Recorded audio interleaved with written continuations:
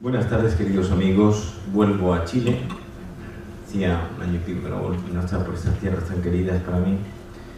Y gracias al DUOC, hoy he conocido a las fuerzas vivas, empezando por Sergio Salas y por el rector, contándome su vida de milagros, una familia de 200 y pico personas que estoy I can't believe it, no puedo creerlo.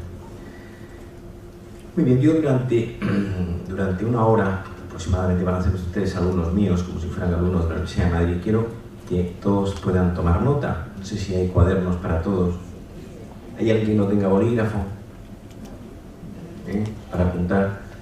Porque me interesa mucho que en esta exposición mía vamos a hablar de la sexualidad. Y yo me acordaba de cuando daba yo el título, pues la sexualidad es un tema del que no se habla muy poco, ¿no? Sobre todo, digamos, de una forma pues un poco seria y al mismo tiempo adentrándonos en lo que está pasando en este momento en la sociedad. Y son muchos los aspectos y los factores que hay dentro de este gran tema. Si uno consulta las revistas del corazón, yo cuando voy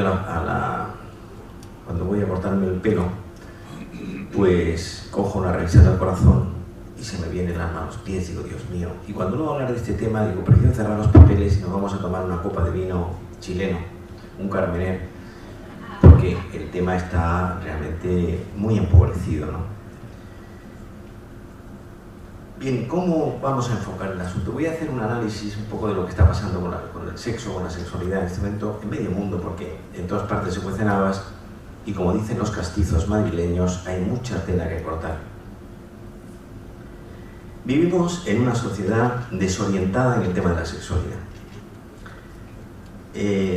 Somos náufragos de noticias, de cosas que llegan, que van y que vienen, y muchas veces, cuando queremos adentrarnos en un campo como este, los dedos se vuelven huéspedes y no sabemos qué hacer.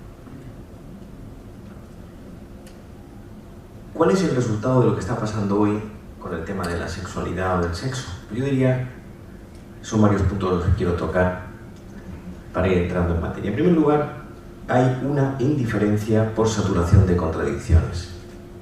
Es decir, la gente no habla del tema, los padres han desertado de la educación de los hijos en ese sentido, y le ponía hace un rato a una de las personas a la que le dedicaba un libro que me decía que se dedicaba a educación de los hijos y de los padres y tal. Educar es seducir con los valores, como la seducción que hace una mujer con un hombre o viceversa, ¿no? Educar es convertir a alguien en persona. La palabra educación tiene dos etimologías muy sabrosas: educare, que significa acompañar, ir con alguien de un sitio a otro, y educere, que significa extraer o sacar fuera. Entonces es una labor artesanal, lenta, gradual, progresiva, y no es una cuestión baladí. Entonces, en este momento hay una saturación de información negativa. Vengo de un programa de televisión en el que es una entrevista que me ha hecho, no me acuerdo cómo se llama el presentador, muy simpático, de pie. Hemos llegado a una hora, al minuto me han puesto un poco de polos en la cara para evitar el brillo, y hemos entrado en materia, ¿no? Sobre mi libro No te rindas, ¿no? Y todo está en la calle, pero vemos mucha gente desorientada, perdida, sin criterio en un tema tan importante como esto. Educar, la palabra educación tiene también dos notas que son interesantes, o una definición que yo daría un poco para que la apunten ustedes y la reflexionen. Educar es enseñarle al hombre lo que es la vida. Esta definición que propongo voy a desmenuzarla un poco más de detalle. ¿Qué es el hombre y qué es la vida?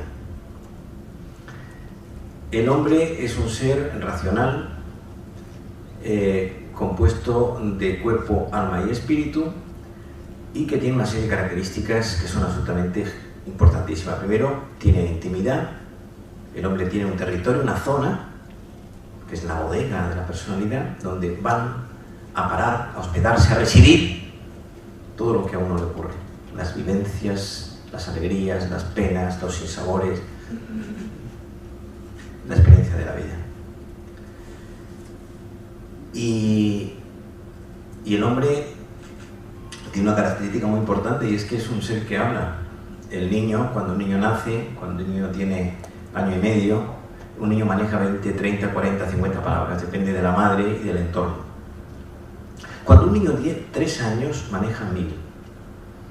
Es decir, en un año y medio se ha producido un crecimiento exponencial del lenguaje. Y el lenguaje es la capacidad para relatar los paisajes internos, lo que uno siente, lo que pasa por dentro de uno. Educar es enseñarle al hombre lo que es la vida. ¿Qué es la vida? La vida es la gran maestra. La vida es todo lo que nosotros queremos hacer con sus 4 grandes argumentos, que son: estamos en Santiago de Chile, pero podemos estar en Madrid, podemos estar en la otra punta del mundo. Son amor, trabajo, cultura y amistad.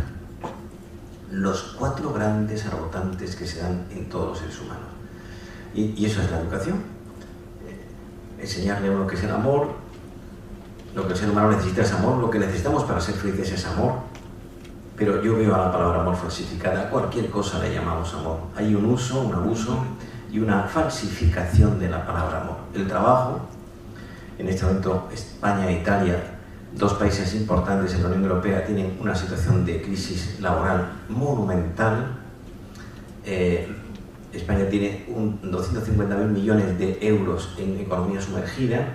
Italia está en una situación muy mala, con un gobierno absolutamente caótico, un actor secundario antisistema que es Grillo. Ha estado a pique de ser presidente del país. Menos mal que ha venido Enrico Letta hace unas semanas a tomar el mando de un país tan importante como Italia.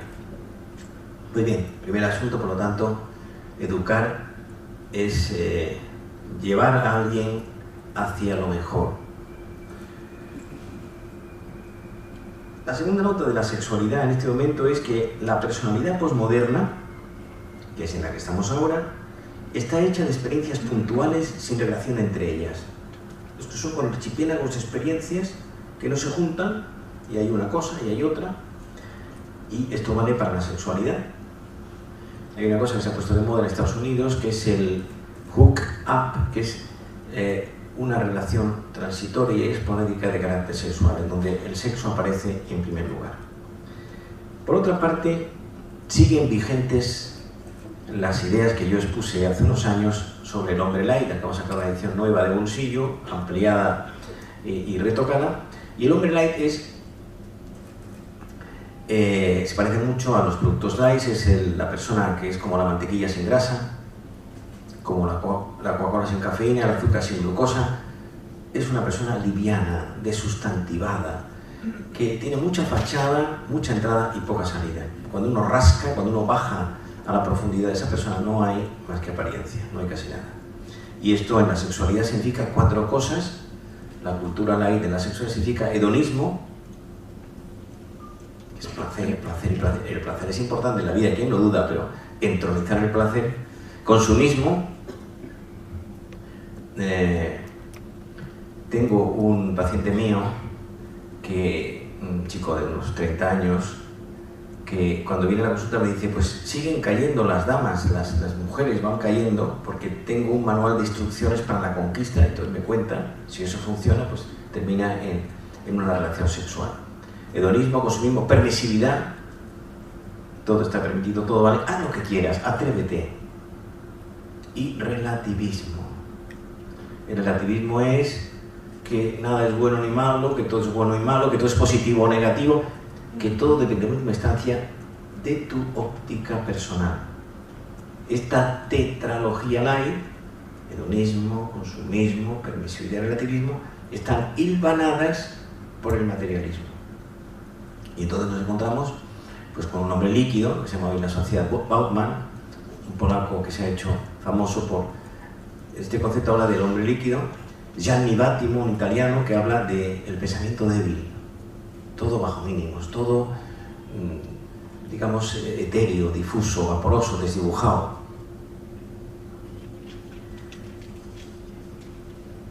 Y frente a la prisa de la vida, estamos corriendo de aquí para allá, la calma de la teoría, tener las ideas claras sobre qué es la sexualidad y cómo encajarla dentro del mundo personal de cada uno de nosotros, cómo puede, no es una pieza aislada que está por ahí flotando. Hay un aluvión de mentiras acumuladas sobre este tema que se deslizan como aguas turbias y encrespadas. Y no se puede vivir a espaldas a lo que es la verdad del hombre, en la sexualidad, o en el amor, o en el trabajo, o en la cultura. Perdidos ciertos valores básicos, estamos en la última fiesta de los taladros. Y entonces el hombre se convierte en animal, en consumidor de sexo. Podemos decir que hay dos tipos de sexualidad, por decirlo de una forma pues un poco didáctica para que ustedes me sigan. Una que sería el sexo sin amor, y en el otro extremo la sexualidad con amor comprometido. Voy a hacerles una explicación para que ustedes me entiendan por dónde quiero ir. El sexo sin amor es una relación anónima, preindividual, en el que uso el cuerpo del otro como objeto. Dice uno, ayer hice el amor con una chica, que por cierto no me acuerdo cómo se llamaba, le llama amor, también Fidel Castro dice que en Cuba hay democracia. Y es una relación en la que uno usa de otra persona. Esta es una sociedad en la que con frecuencia las personas son utilizadas como si fueran cosas. Y es usar y tirar. La cultura Kleenex, uso y tiro. Y al mismo tiempo la falsificación del lenguaje. Y en el otro extremo hay un espectro intermedio de formas entre uno y otro, lógicamente. En el otro extremo está la relación sexual con amor comprometido. Y esta relación tiene una nota que se hospeda en su interior, una nota que me gustaría que ustedes la apuntaran. Y es que es una relación íntegra. Íntegra viene del latín integrum, que mezcla, que reúne, que ensambla a la vez lo físico, lo psicológico, lo espiritual y lo biográfico. Me explico. Lo físico, porque finalmente el acto sexual termina en que el pene penetra en la vagina. Muchas veces las relaciones hoy son relaciones genitales. Le preguntaron a Confucio, si usted llegara al poder, Confucio es un sofista del siglo VI a.C., he oído mucho desde entonces, le preguntaron, maestro, si usted llegara al poder, ¿cuál sería la primera reforma que haría? Dice, la reforma del lenguaje, llamarle a las cosas por su nombre. Daba yo hace 2 años un curso en Londres sobre este tema, en la universidad, y un chico joven,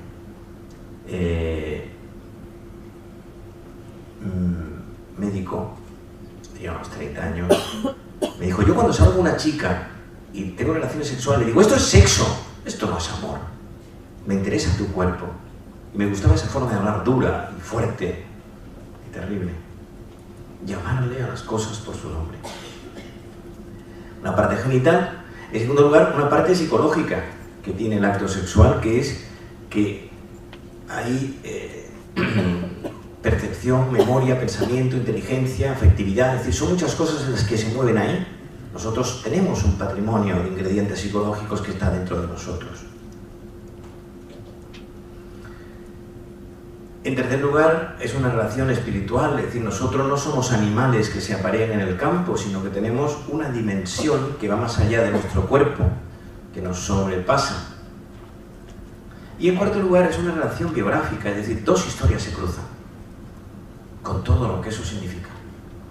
Entonces, esta segunda relación sexual con amor auténtico, amor verdadero, no es solo una relación física.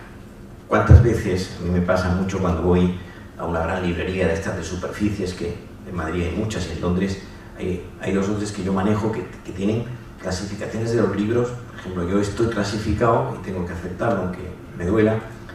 Doctor Rojas, libros de autoayuda. Bueno, yo me acordaba de uno de los médicos que yo conozco de Nueva York, que ha escrito mucho sobre temas conyugales, por ejemplo, Paul Auc, que ha escrito, está en la serie de How To, cómo conseguir tal. Y hay un libro que se llama Cómo hacer funcionar tu matrimonio. En español está en Plaza y Janes Bolsillo. Es un libro de 90 páginas, es un libro muy divertido, no tiene fondo, se te cae de las manos, puedes leerlo antes de dormir la siesta, en el que son reglas de cocina conyugales. Si vas a casa de tu suegra, dile que está espectacular de guapa, que no tiene una arruga y que hacía mucho tiempo que no comías como has comido hoy. Y dile a casi todo que sí. No te pases porque si no puede que se dé cuenta. Bueno, entonces, en los libros de sexualidad, de educación sexual, son técnicas de sexo. No me parece mal, pero que eso sea educación, pues lo que es evidente, yo como médico y como médico psiquiatra, muchas veces me pregunta, doctor, ¿usted cómo cree que la relación sexual, entonces en esa intimidad que es la consulta, donde hay un secreto profesional por medio, pues uno puede aconsejar a una persona en ese sentido, en ese secretismo que se produce, pero lógicamente esto llevado al terreno tal que resulta penoso. Bien, por lo tanto, es una relación física. Si se quedara ahí, se empobrecería esta tetralogía, estas cuatro cosas. En segundo lugar, es una relación psicológica, pero no es una relación propia de psicólogos que saben mucho de conducta, no es eso. Que conocen perfectamente los mecanismos del funcionamiento de la sexualidad. Y tampoco es una relación puramente espiritual, gente de gente que está por encima del bien y del mal. No es eso. Ni tampoco es una relación de dos biografías que se cruzan sin más. Es todo junto sumado y a la vez. Es una gran sinfonía. La primera es una relación, el sexo sin amor, es una relación cuerpo a cuerpo. El otro es utilizado como cosa. Y la segunda es una relación de persona a persona. Es un encuentro íntimo, verdadero. Yo soy un gran amante de la música clásica. Cuando hace poco he estado hace unos días viendo el Requiem de Verdi en Madrid, en el Palacio Real, es emocionante ver una orquesta que están tocando para uno, éramos 2.000 personas, que no es nada. Había casi 200 personas en el escenario, 100 y pico en el coro. Cuando uno oye una cosa tan grande como esa, en este caso entre el Tratado de la Reina de España o de la Sofía de Grecia, pues uno se queda impresionado. ¿Qué sinfonía? Hay violines, violonchelos, piano, hay un coro, hay una partitura que se sigue. Pues bien, esto debe ser la sexualidad, una sinfonía grande. Bien, ¿qué está pasando con esto? Yo recuerdo un programa que había en televisión de una chica que fue alumna mía en la universidad, de cuyo nombre no quiero acordarme, y hacía un programa que se llamaba Esta noche sexo. Y yo vi un par de programas y por problemas de estómago dije, no lo veo. Mi mujer me dijo, sí, mejor que no lo veamos porque es que es realmente el tema es dramático. ¿Qué ha ocurrido en este sentido? Pues ha ocurrido lo siguiente. Primero, que esta es una sociedad neurótica. O sea, vamos a ver, yo soy un optimista nato. Esta sociedad está llena de cosas buenas y positivas. Yo he venido de Madrid ayer, vuelo maravilloso en Iberia de 13 horas y venía escuchando música clásica y leyendo. El avión no se ha movido. Estamos en la era de la psiquiatría. En este momento se curan el 95% de las depresiones. Yo, que es quizá mi especialidad, es impresionante. Es que se curan todo el mundo, menos las depresiones exógenas, que esas hay que echar de comer aparte. Pero al mismo tiempo es una sociedad desorientada, perdida, sin fundamentos, sin criterios. Es un escándalo. ¿Quién nos iba a decir que hemos llegado tan lejos en la ciencia, en la tecnología? Acabo de hablar con Madrid, con mi BlackBerry hace un momento, oía perfectamente a una de mis hijas. Es decir, mandamos un papel y llega a la otra punta del mundo, estamos en la década del cerebro, los últimos medicamentos son una maravilla, y al mismo tiempo estamos perdidos. Estamos perdidos en lo fundamental, sociedad neurótica, que fomenta lo que luego condena. Estamos fomentando a todas horas el sexo, y cuando se produce, en el programa que estaba me preguntaba el periodista este, que no recuerdo el nombre, ¿cómo se llama él? Silva. Bueno, por la chica esta de 11 años que su padrastro la dejó embarazada. ¿Qué hacemos con ella? Que si esto, si lo otro. En segundo lugar, se produce, además mucha sociedad psicológicamente enferma, hay una idolatría del sexo. Pero es una idolatría curiosa. Idolatría viene de poner como ídolo el sexo y dentro de eso el icono que es el orgasmo. No hay nada superior a eso. Y al mismo tiempo es un sexo banal, tonto, divertido, chato, pobre. No es esa gran sinfonía en la que uno se entrega a otra persona de verdad y a fondo, y uno se dona cuando uno entrega su cuerpo. Nota a pie de página: cuando uno entrega su cuerpo, uno entrega su persona, no entrega sus órganos genitales. Mi cuerpo me representa a mí como ser humano. Y esta idolatría del sexo lleva a una cosificación degradante del mismo. Tercero, ¿dónde debemos poner la sexualidad? ¿Dentro de dónde? ¿Está en alguna parte? ¿Está en todas? ¿Está en ninguna? ¿Cada uno hace lo que quiere con ella? Miren ustedes, estamos en una sociedad sin vínculos.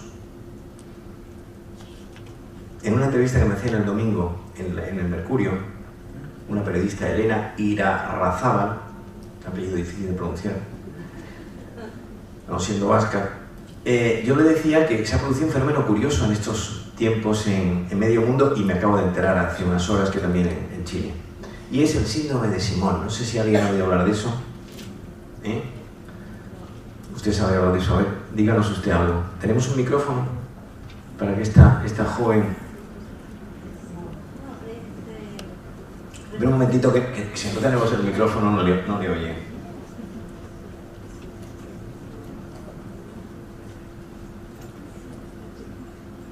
Representa, en realidad no me acuerdo las palabras exactas, pero representa aquellos jóvenes de hoy, ¿ya?, que son adolescentes tardíamente, tienen una falta de compromiso con todos y con todos, ¿ya?, que dependen de los padres hasta muy tarde y que son sumamente hedonistas.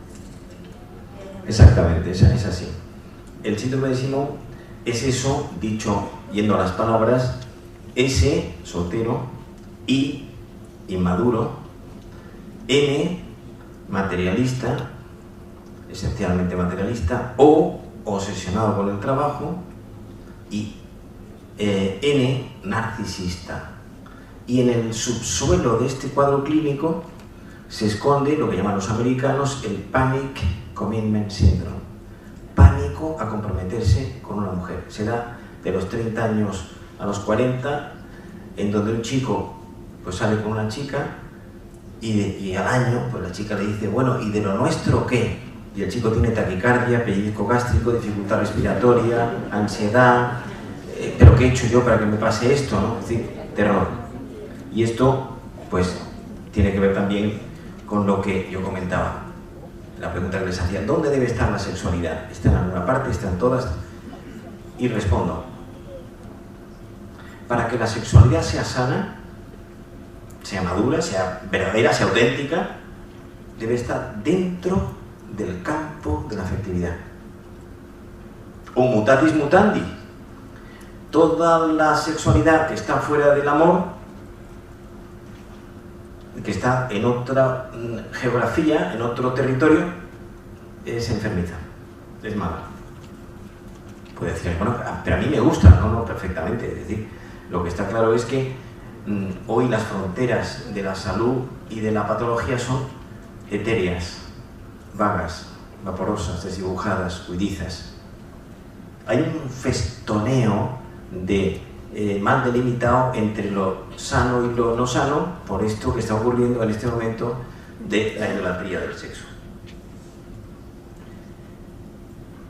Bien, entonces la sexualidad es una pieza integradora del hombre que es capaz de aunar lo físico, lo psicológico y lo cultural. Es como un cemento de unión que se engancha ahí. La principal vocación del hombre, la más natural, es el amor. Lo que el ser humano necesita es amor, no sucedáneos del amor. Entonces, la sexualidad es un lenguaje del amor comprometido. Y si está dentro de esa zona, la sexualidad va a ir bien encaminada. Ha ocurrido un fenómeno en los últimos años en la sociedad, tiene que ver mucho pues, con la pornografía, con el desnudismo, con el fomento del sexo a todas horas, y es que la sexualidad se ha convertido en idolatría y a la vez en algo banal. Es decir, es curioso, ¿no? ¿Cuáles son los dos principales ideas que se desprenden de aquí en negativo? Una, el agnosticismo, es decir, ignorar que existen otras realidades en el ser humano que están por encima de las puramente corporales. Entonces, si nosotros nos atenemos solo a lo que se ve y a lo que se toca, pues no creemos nada más que eso, y entonces se trata de ir en esa línea. Y en segundo lugar, el utilitarismo, es decir, lo útil es lo fundamental y lo útil es placentero.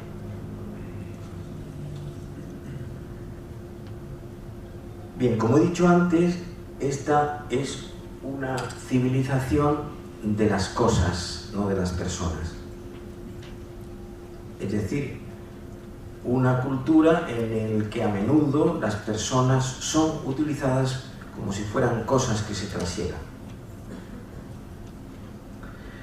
Bien, es muy interesante porque quiero también hablarles en relación con de la sexualidad y la felicidad.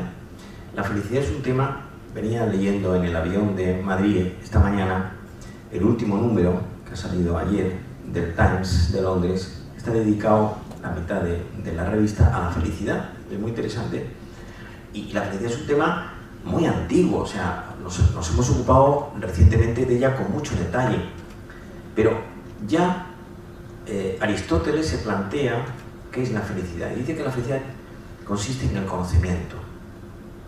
En el siglo I de nuestra era, Séneca es un personaje que merece la pena dedicarle una cierta atención a Séneca, siglo I, dice que la felicidad consiste en la virtud y que el hombre que tiene más capacidad de virtudes es más feliz.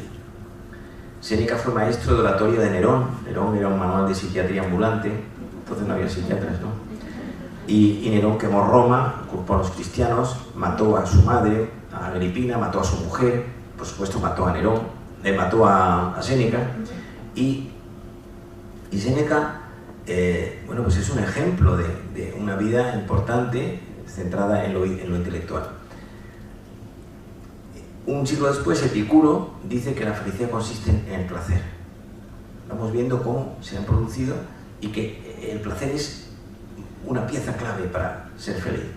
Vienen después los eclécticos que dicen que la felicidad es todo junto, es conocimiento, es virtud, es cultura, es placer. Bien, hoy sobre la felicidad, no sé por usted en general lo que hay escrito en el número del Times que les comento, pues hay una tremenda información. Y dice el periodista Jeffrey Goffbeck, que es el que escribe el artículo, dice que la felicidad hoy en la cultura moderna, sobre todo de corte americano o anglosajón, queda reducida a bienestar, nivel de vida, dinero y seguridad. Y corta de tajo toda otra serie de temas importantísimos. ¿Qué es la felicidad? Miren ustedes, la felicidad consiste en hacer algo que merezca la pena con la propia vida. Algo grande, cada uno según sus posibilidades. Y es sacarle el máximo jugo a nuestra vida en positivo, como se estruja un limón. Lo voy a decir, tenemos aquí a uno de los representantes de la ética del Duoc. La felicidad consiste en estar contento con uno mismo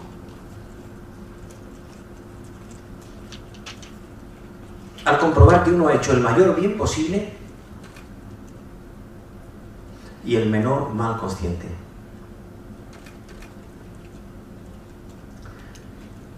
Dicho de otra manera, desde otra óptica, la felicidad consiste en estar bien con uno mismo al comprobar a cierta altura de nuestra vida que hay una buena relación entre lo que uno ha deseado y lo que uno ha conseguido. Hay una buena proporción. Yo le llamaría eso administración inteligente del deseo.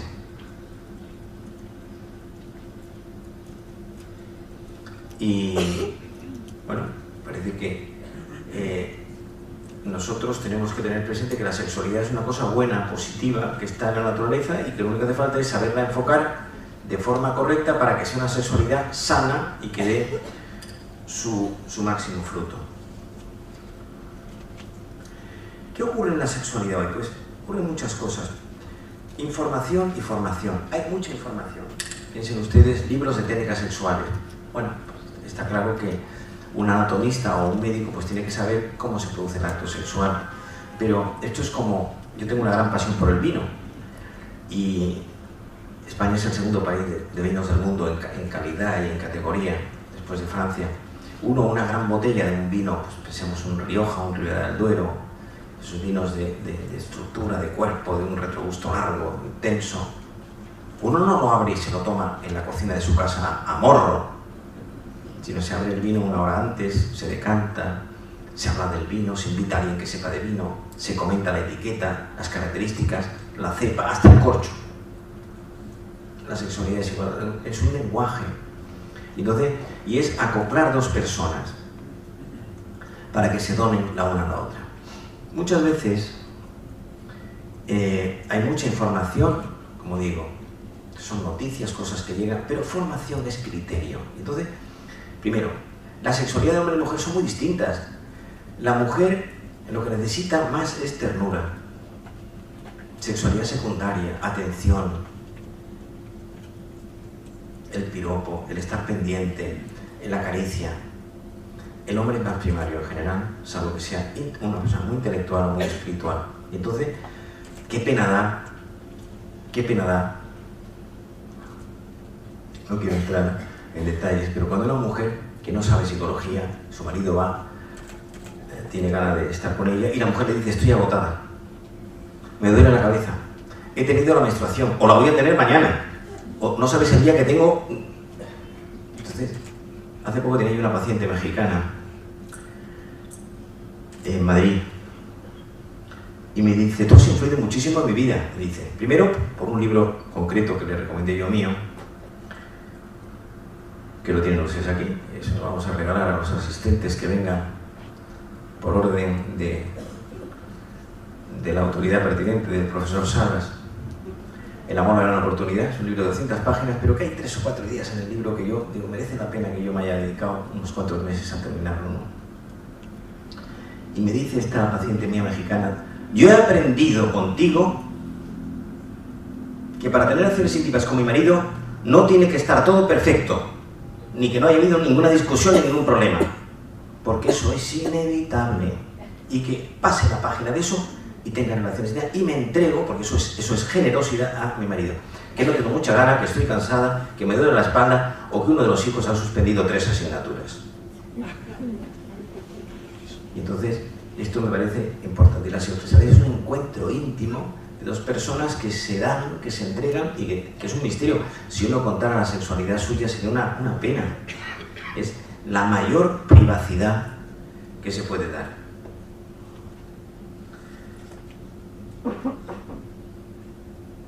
Bien, este es un poco el planteamiento, ¿no? Piensen ustedes en la televisión, comentaba yo hoy aquí en el dúo con el rector y con las fuerzas vivas de la casa, cómo está la televisión chilena. Y me decían de horror. Pero es que yo, que voy a dar clase todos los septiembres a Inglaterra, pues pregunto, ¿qué tal está la televisión inglesa, la BBC y tal? Y dice, bueno, menos la BBC 3, que se dedica a cultura y que la ven 4 gatos, las otras están dedicadas a los soap opera, que son las series, no sé cómo se llaman aquí, ¿cómo?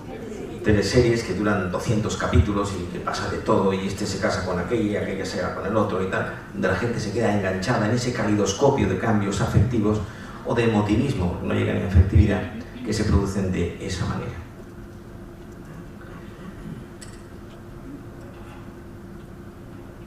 Bien, no voy a alargarme mucho porque quiero que haya un poco de coloquio para que puedan ustedes hacerme comentarios, observaciones.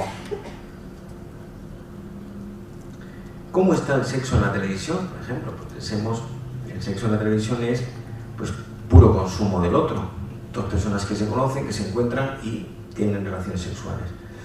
Miren ustedes, la primera epidemia en este momento mundial, o sea, en Occidente, la primera enfermedad colectiva ya no es el SIDA, que es muy alto, en algunos países de África es tema serio, ni la droga. Las drogas han venido para quedarse.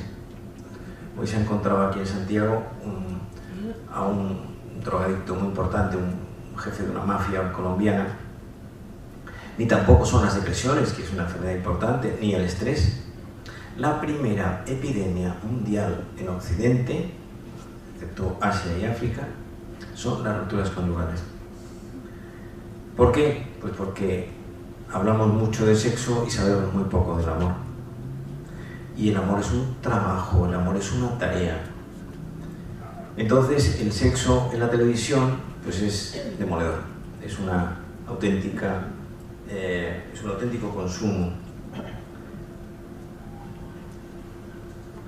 Y se presenta como un artículo de consumo, como he dicho antes. Es una sexualidad vaciada de contenido, devaluada, deshumanizada, de relaciones interpersonales muy pobres. Y hay un emotivismo. El emotivismo es que, me contaba una chica, una paciente mía de 20 y tantos años, dice: doctor Rojas, usted no sabe lo que es estar a las 3 de la mañana en una discoteca bailando con una amiga donde todos los chicos que podrían ser aspirantes a mi corazón, me decía ella, están con 5 copas de más pensando solamente en un contacto de sexo con alguna de nosotras. ¿Qué le parece? Digo, penoso, porque un encuentro sexual profundo, donde hay afectividad o de conocimiento tal, pero eso es una degradación. ¿Cómo se puede sentir una persona después de eso? Pues lo que ocurre en la actualidad, pues una persona vacía, y ese consumo no ayuda en absoluto. Bien, 2 o 3 pinceladas más.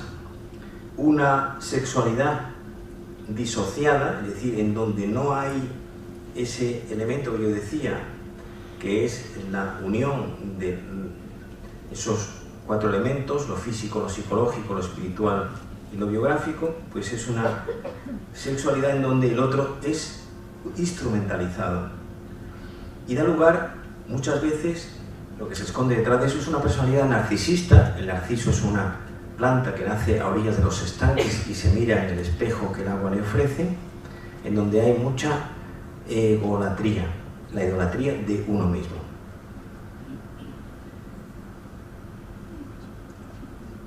Hay, por lo tanto, una personalidad inmadura muchas veces detrás de eso, y en donde se pervierte las principales características que tiene que tener la sexualidad. Se trivializa al otro, se manipula a esa persona, se deforma uno mismo en su personalidad y se frustra. La sexualidad debe ser un encuentro profundo con el otro, no con el cuerpo del otro, sino con el otro en su totalidad. Bien, voy a terminar dando unas pequeñas notas sobre la felicidad. Se ha dicho muchas veces que se encontró la felicidad en un hombre que no tenía ni camisa. Voy a contarles una anécdota de Londres que me pasó el año pasado que parece interesante. Yo suelo coger el autobús en la zona que me quedo, la zona del norte de Londres. Los autobuses ingleses son de 2 pisos y mes de septiembre, en Madrid 30 y tantos grados, en Londres 18, lloviendo, el clima de Londres. Los ingleses dicen que como lo tenemos todo, por lo menos hay algo malo que es el clima, ¿no? Y el clima horroroso. Yo iba como si fuera en febrero en Madrid, pues con calcetines de invierno, ¿no? Y me subo al autobús y el autobusero, el conductor, es un chico negro, pero negro, no café con leche, sino... Y iba entre cantando y silbando. Y yo me quedé a lo suyo, y bueno, aprovecho para hablar con él en inglés. Y estuve hablando pues un poco de generalidades, pues el tiempo, el tráfico.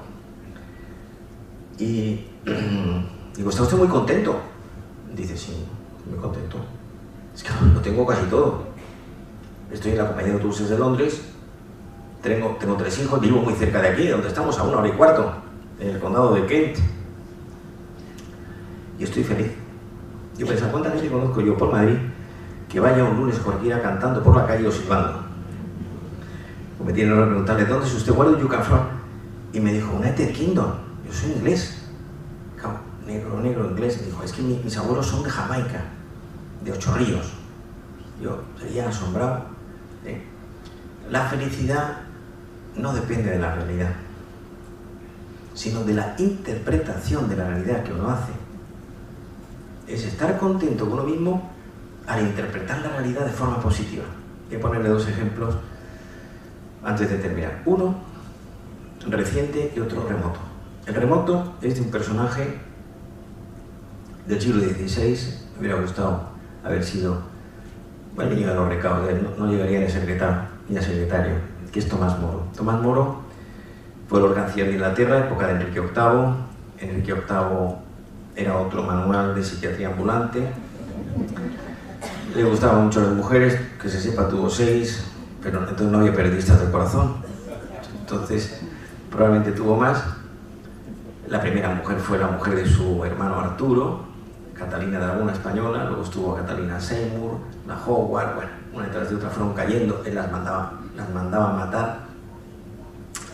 Y el único que se opuso a la anulación de su matrimonio, el único que se opuso que tuviera resonancia social, habría otros que sí, pero no eran gente conocida, fue Tomás Moro. Y Tomás Moro quedó destituido de su cargo, de los cancilleres de Inglaterra, y fue a la cárcel de Londres. Muere en 1535, le cortaron la cabeza con un hacha. La guillotina es de la Revolución Francesa, de 1789, 2 siglos después. Y Tomás Moro, en el último libro suyo, el más conocido es La Utopía, pero a mí me gusta más este, Cartas desde la cárcel, él está feliz. Y él está contento, porque va a morir, sabe que le van a cortar la cabeza, por sus ideales.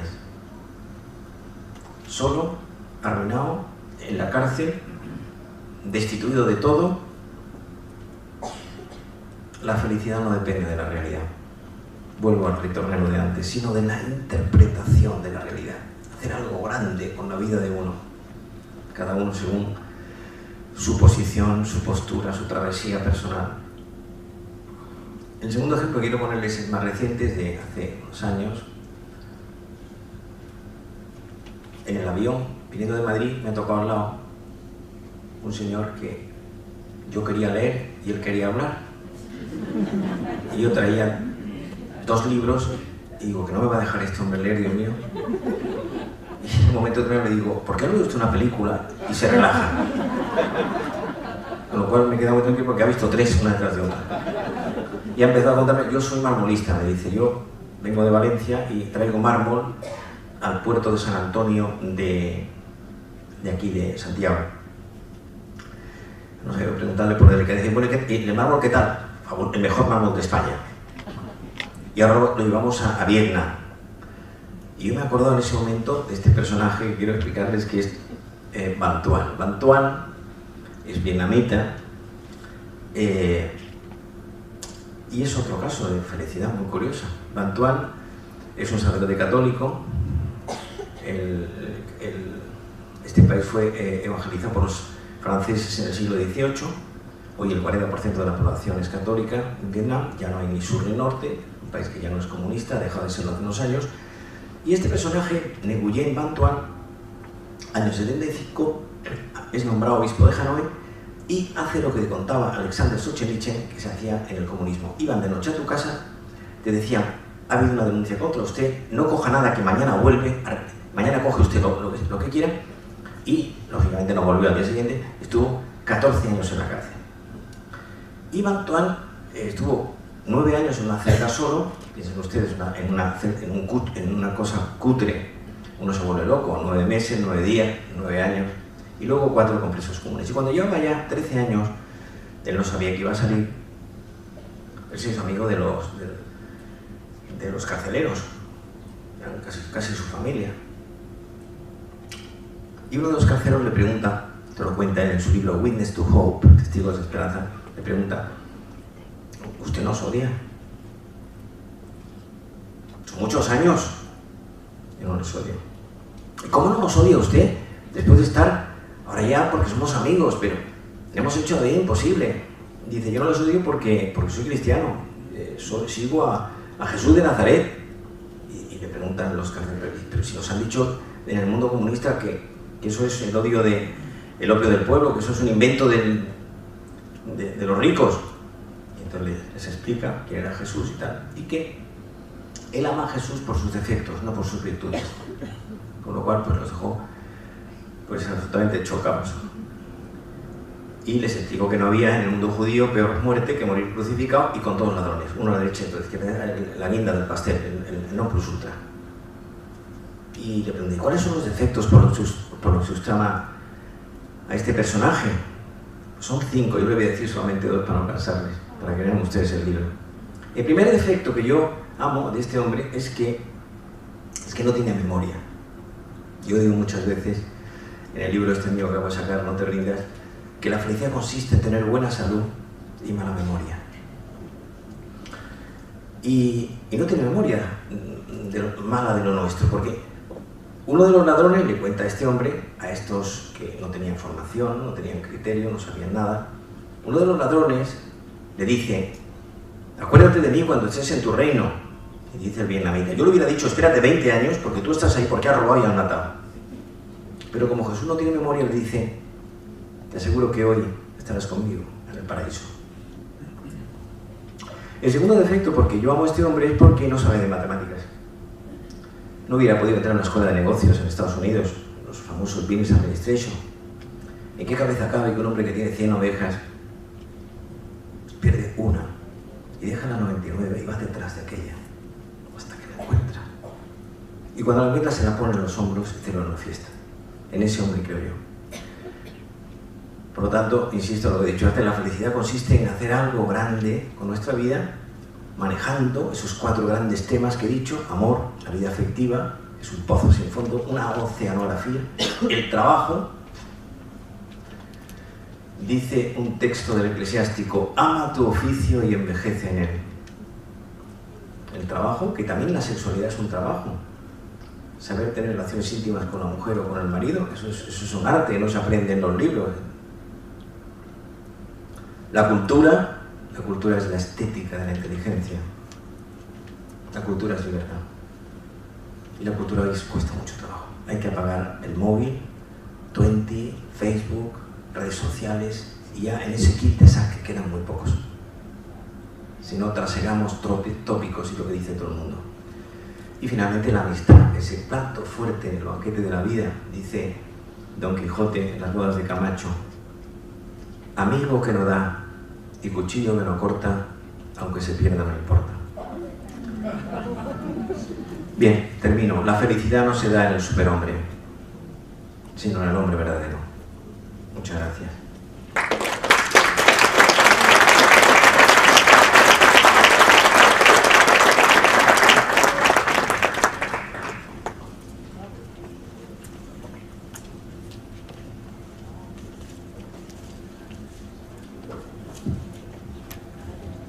A continuación invitamos a los presentes que puedan hacer sus preguntas. Van a ver cuántos micrófonos tenemos. 1, 2. Hay 2 micrófonos.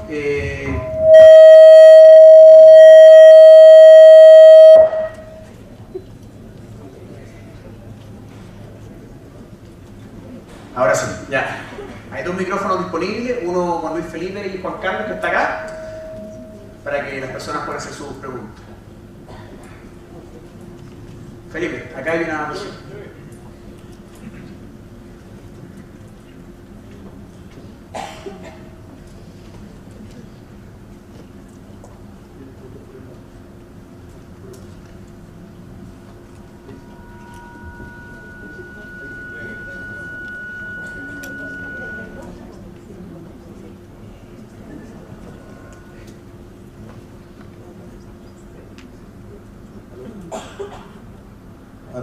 Aló, ahí sí.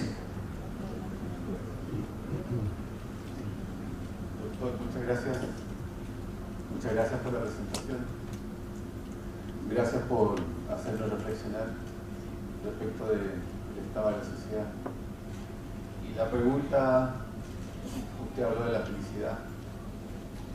La pregunta es, ¿cómo entiende usted, cómo definiría usted el amor?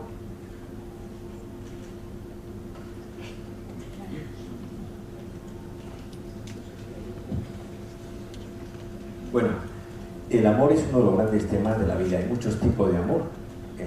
La definición del amor es la tendencia a dirigirme hacia algo que encuentro valioso. Sería una definición descriptiva. Hay muchos tipos de amor. Está el amor a conceptos ideales,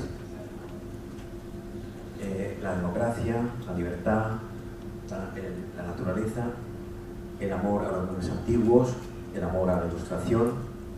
La ilustración recorre todo el siglo XVIII en Europa. El amor al romanticismo, el amor al renacimiento, al gótico, al arte de vanguardia, el amor de los padres, el amor de los hijos, el amor de los hermanos, el amor de Dios, el amor a la política, el amor entre un hombre y una mujer, que es el que nos ocupa, el que más, donde vamos más notoriamente el tema. Entonces, yo diría que el amor es donde más se retrata el ser humano. Es decir, en la elección amorosa uno se retrata. Te presento a mi mujer, te presento a mi marido. Uno está presentando, uno está poniendo delante algo muy importante. Entonces, dice un poeta español del siglo XII, Ibn Az de Córdoba, en un texto antológico, El collar de la paloma, dice: corazón que no quiera sufrir dolores, pase la vida libre de amores. No hay amor sin renuncias, no existe. Bueno, se dan las películas americanas. Y al mismo tiempo,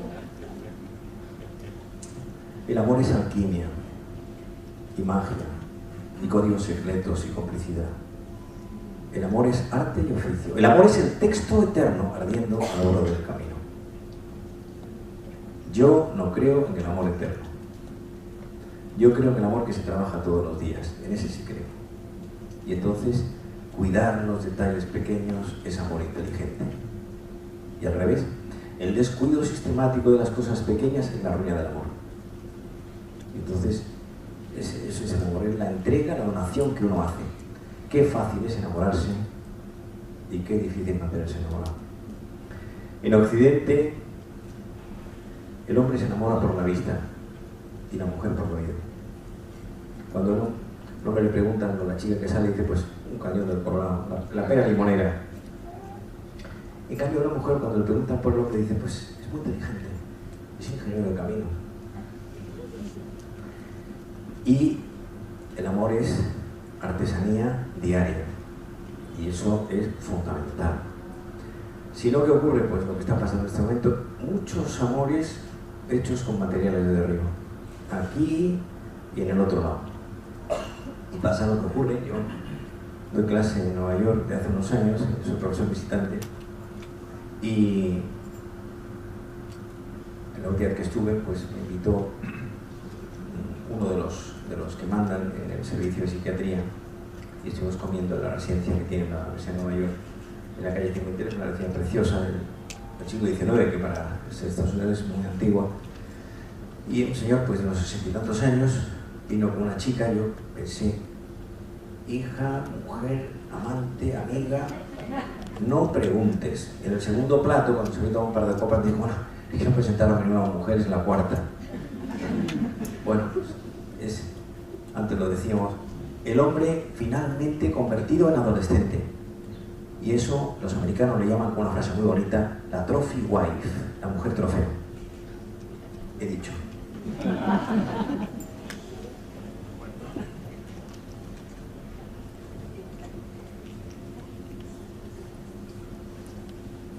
Una pregunta muy cortita. ¿Cómo catalogaría usted el amor como una emoción o como un sentimiento? Bueno, el amor es que puede ser las dos cosas. Hay 4 experiencias afectivas fundamentales, que son el sentimiento, la emoción, la pasión y la motivación. El lenguaje se vuelve etéreo, se vuelve zigzagueante, ¿no? Pero los juristas ganan los pleitos por matices. Voy a hacer lo mismo. Sentimiento. es un estado de ánimo que se produce hacia algo o hacia alguien que nos acerca o nos aleja de ese objeto. El amor y el odio, la alegría y la tristeza, todos los sentimientos son bipolares. Y es la forma habitual como uno vive el mundo afectivo. Emoción es un estado de ánimo de gran intensidad que tiene una enorme fuerza y que se acompaña de un componente corporal o somático. Uno llora, grita, se lamenta, sale corriendo. Pensemos en la ansiedad, pensemos en una gran noticia, pensemos en una noticia desagradable. En tercer lugar, la pasión. La pasión es un estado de ánimo mucho más intenso que la emoción, que nubla el entendimiento. Es decir, que la razón, los instrumentos de la razón, que son los instrumentos de la navegación por la vida, se diluyen, desaparecen y pasan a un tercer o cuarto plano, y uno se deja llevar al centro de los impulsos. Y en cuarto lugar, cuarto componente de esto, dentro de este mapa afectivo, es la motivación. Motivación viene de motus, del latín, lo que mueve, lo que empuja, lo que arrastra, lo que tira. Lo que hace una mujer por adelgazar, Dios mío, hoy. La mujer de hoy, la mujer que hoy se lleva es como el Real Madrid de hace 2 temporadas. Sin delantera, sin defensa y sin centro del campo.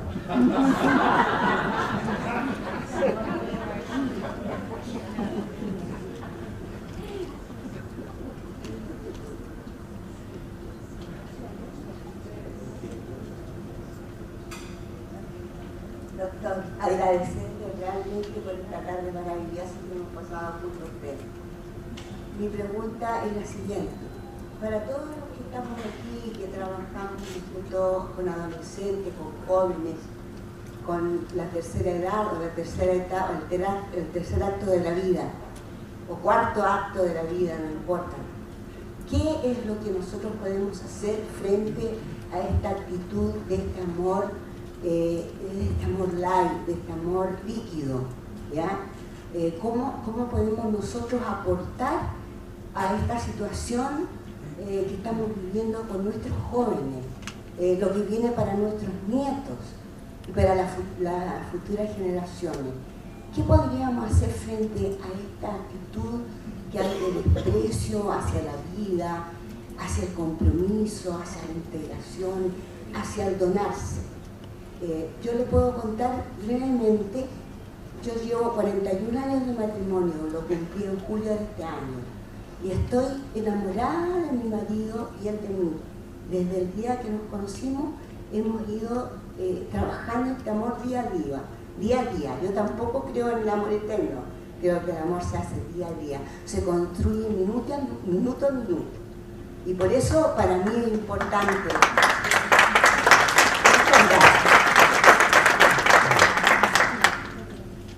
Bueno, impresionante su testimonio. Yo diría lo siguiente, porque me da pie para hablar.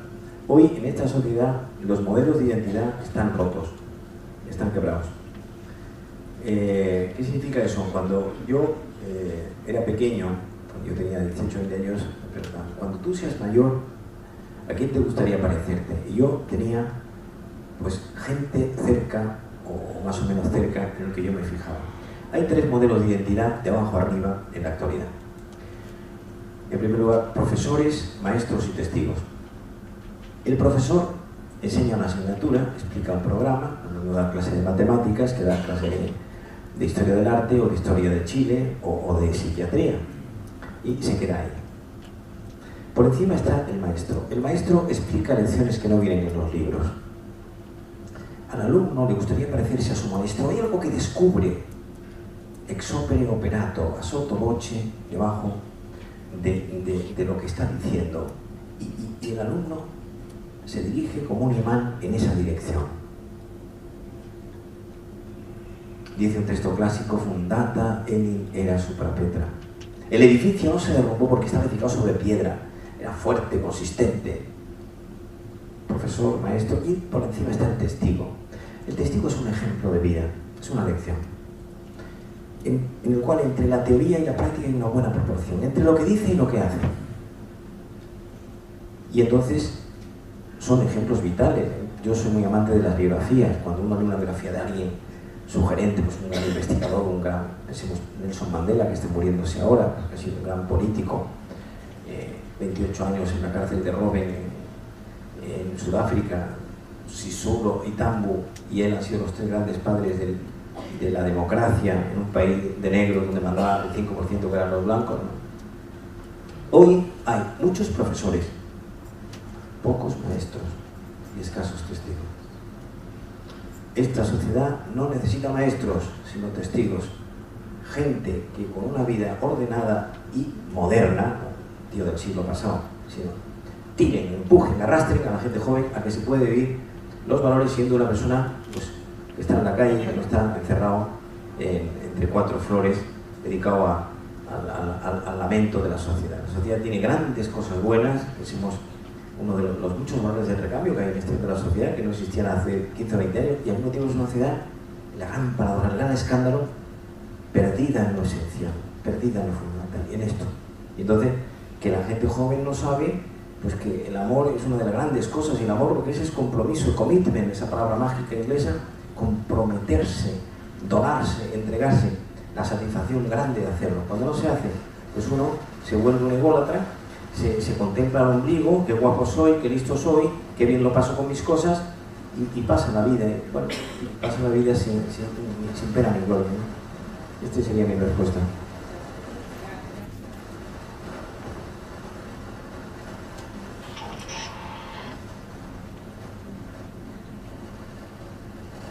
Enrique, buenas tardes. Yo solamente le quiero agradecer su asistencia acá. Yo me recibí en gerontóloga hace poco en la Universidad Católica porque enseño al adulto mayor y mi tesis la basé en la crisis de la vida. Así que fue un ejemplo para mí su libro que lo leí y en ello puedo atender hoy día al adulto mayor mucho mejor que antes, gracias a lo que yo he leído de usted. Así que le quiero agradecer su presencia.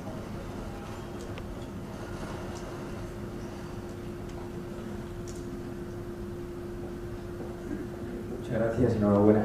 Aprovechando el comentario que ha hecho usted, quiero contarles una anécdota que es la siguiente.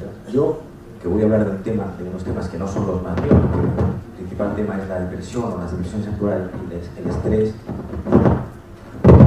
De ruido, no sé si se puede evitar esto.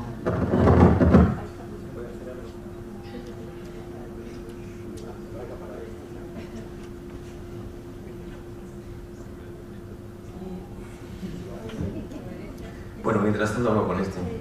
Me gusta más moverme por el estrado. Quiero contarles una anécdota que es la siguiente. En la psiquiatría, yo soy hijo de psiquiatra, padre de psiquiatra. El miércoles estará aquí una de mis hijas de mayor, que es María, que es psiquiatra, estudió conmigo en Madrid y luego ha estudiado en Estados Unidos y en Inglaterra. Y yo cuando tenía 12 o 13 años en el colegio, recuerdo que me preguntaban mis compañeros de clase: ¿tu padre es el médico de los locos? En Andalucía, que es de donde yo soy, a los médicos psiquiatras se les llama médicos de los nervios.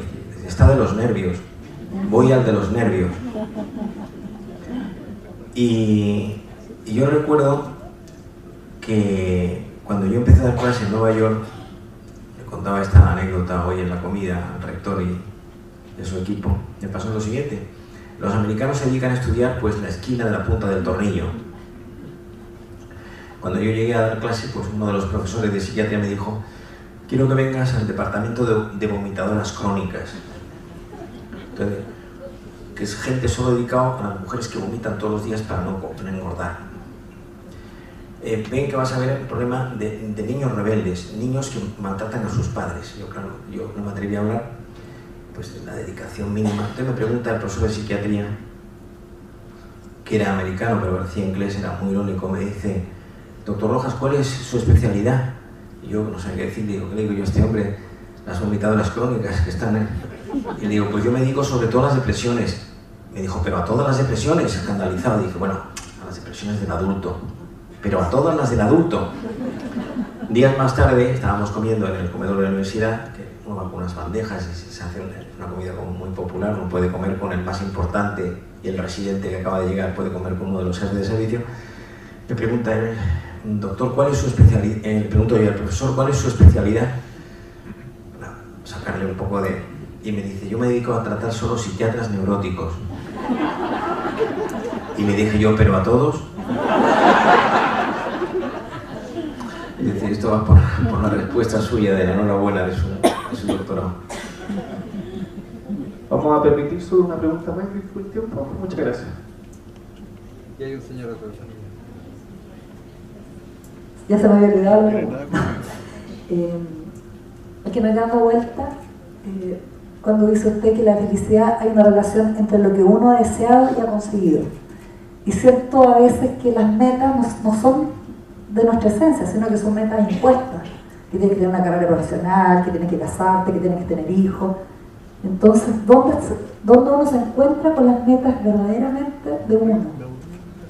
Las de tu esencia, no las de la sociedad. Bueno, la felicidad consiste, otra definición de toda esta cascada de puntos de vista, la felicidad consiste en no equivocarse en las expectativas. Es decir, no poner las expectativas demasiado altas en nuestra vida. En mi libro No te rindas, si merece la pena leer el libro, yo decía esta mañana, 18 euros no es nada, pero si merece la pena el libro es porque hay una idea que es la siguiente. Lo que te ayuda a mejorar son las derrotas bien asumidas. Y al final del libro, en el último tramo, digo 3 consejos para no rendirse. 3. Quiero que los apunten, o mentalmente, que los apunten mentalmente, porque en primer lugar, el primer consejo es ver siempre el lado positivo de todo. Es decir, todo en la vida tiene pues un así, un en vez.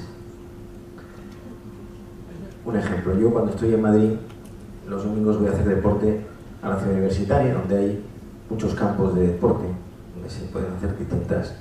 Y hace unos meses, estando yo en uno de los campos, me avisaron que un crío de unos 10 o 12 años se había tenido un accidente, me desplazo, el campo está pues a 5 minutos, me encuentro un crío que está apoyado en uno de los palos de la portería, es un campo de fútbol duro, de balonmano, pero que se utiliza como fútbito, lo que se llama el fútbito, y el niño lo veo que está con el brazo derecho recogido hacia el tórax, le hago una exploración y le digo, te has partido el brazo. Levanta la mirada y me dice, ha sido la mejor parada de mi vida. La parte positiva. He visto muchos fracasos en la vida que se han convertido en el paso de un tiempo en auténticas victorias. Y he visto gente que ha empezado a triunfar muy pronto y ha sido la debacle. Segundo consejo, para no rendirse, tener una voluntad de hierro. La voluntad hoy se considera en la psicología moderna que es más importante que la inteligencia. Y significa capacidad para ponerse uno retos por delante concretos y alcanzarlos. Una persona sin voluntad es como un niño pequeño, a merced de los deseos del momento. No me apetece estudiar, no tengo ganas de hacer esto, y la voluntad es la costumbre de vencerme en lo pequeño. No hago lo que me apetece, no hago lo que me pide el cuerpo, sino lo que es mejor para mí. Estoy acostumbrado a aplazar la recompensa. Una persona se hace grande y valiosa. Aprender a decirse uno que no. Son pequeñas negaciones que no son grandes cosas, pero hoy aquí, luego allí, nos hace fuerte, ¿no? Dice, leí en una casa solariega de Roma una inscripción que decía nil difficile volenti. Nada es difícil sin voluntad. Tercer consejo. Esto va para usted, que así me ha hecho una pregunta. Tercer consejo. Saber distinguir entre metas y objetivos. Las metas son muy generales. Los objetivos son medibles. Por ejemplo, alumno que está en la universidad y que ha suspendido el año anterior casi todas las asignaturas. Meta, aprobar el curso entero. Demasiado general. Objetivos, no faltar ningún día a clase. salvo causa grave.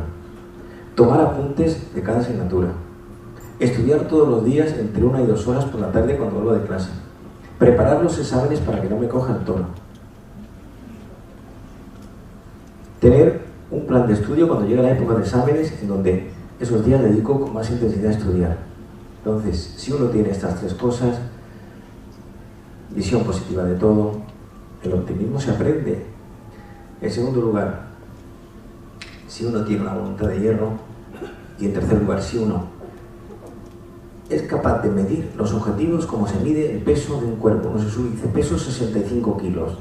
Pues exactamente igual. ¿Cómo ha ido este tema que yo me he ido trazando? Yo he empezado un libro hace un año y lo he terminado la semana pasada. Me decía el otro día una paciente, doctora, ¿a qué hora? ¿Cuándo? Taking times under the stones. Sacando tiempo debajo de las piedras. Los objetivos tienen que ser en ese sentido los que piden de nosotros y así no nos rendimos. De aquel sector nadie ha preguntado nada, no sé si es por la lejanía. A ver.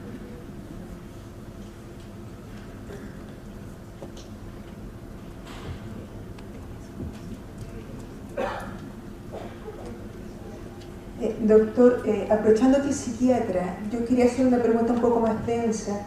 No sé si les va a caer mal, pero a mí me interesa. Es poder entender, por ejemplo, el fenómeno de la pedofilia. O sea, son como temas que han salido últimamente en la sociedad, sobre todo para los católicos, yo creo, la Iglesia, que nos ha pegado muy fuerte. No sé si nos puede dar brevemente, ¿verdad? Porque es una pregunta muy larga, yo creo, para entender por qué pasa y no sé.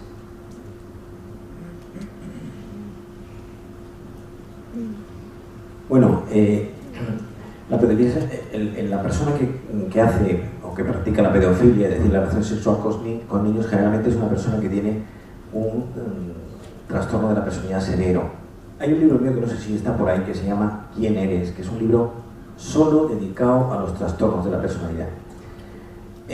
Más del 50% de la gente que padece esto, en inglés se llama personality disorder, pasan sin ser diagnosticados. Nadie se entera, muchas veces, pues en un cóctel o nada, te dice alguien, no sabes cómo es mi marido, mira, es insoportable, no lo resisto, pero esto tal.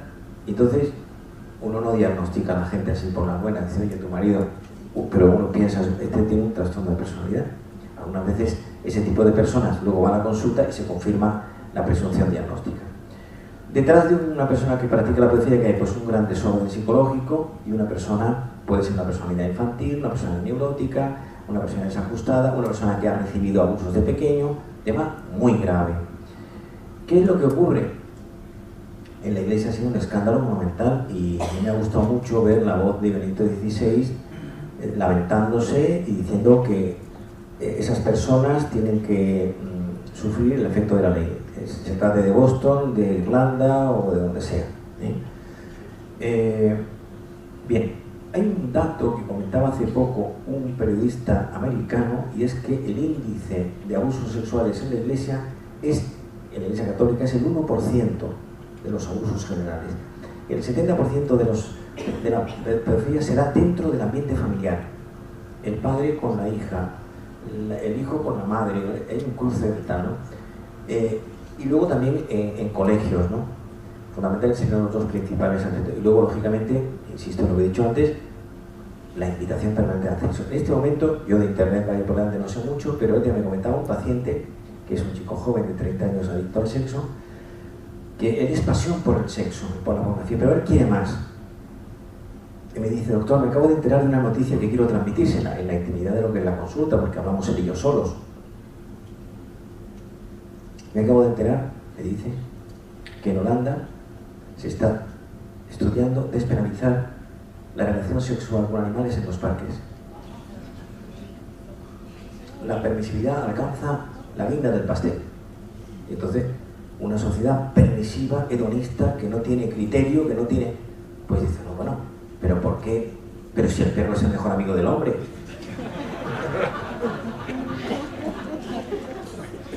Los psiquiatras nos hemos convertido en los médicos de cabecera,